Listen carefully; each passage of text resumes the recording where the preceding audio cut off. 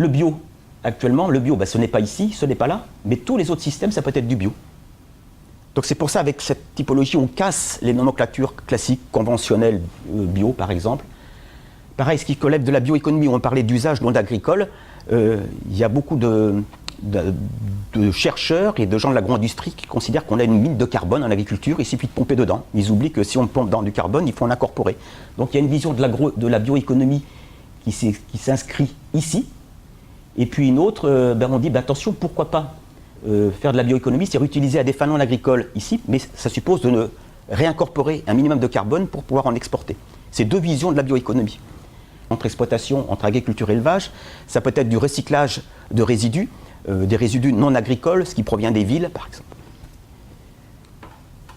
Tiens, oui, ça paraît les gens d'ici. Voilà, j'ai terminé pour cette première partie. Voilà, donc pour moi c'est quelque chose de fondamental, parce que le reste va s'appuyer aussi. Et donc l'agroécologie, bon, juste pour un mot pour lancer le débat, c'est, dans le discours de certains, c'est tout ça pratiquement. Parce que fondamentalement ici on reste avec des systèmes simplifiés, en termes de structure paysagère, d'assolement, de rotation.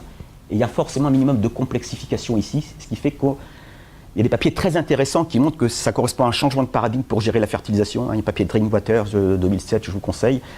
C'est-à-dire qu'on constitue, on remplit des réservoirs dans le sol qui sont utilisés de manière différée par la plante. Alors qu'ici, on est dans une logique du bon produit, au bon moment, au bon endroit, avec la bonne dose. C'est ça le paradigme. Et ici, on n'est plus du tout dans ce paradigme, d'accord.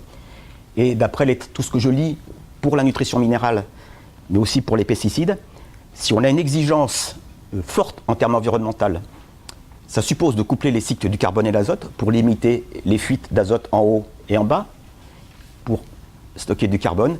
Eh bien, c'est que ce type d'agriculture ne suffit pas. On peut bien sûr améliorer de 10, 20, 30%, mais si on veut crever le plafond de verre, il faut passer à ces formes d'agriculture qui, j'insiste, elles sont diverses, vous le voyez, il y a 3 types, mais pour chaque type, il y a encore plusieurs types une diversité de pratiques.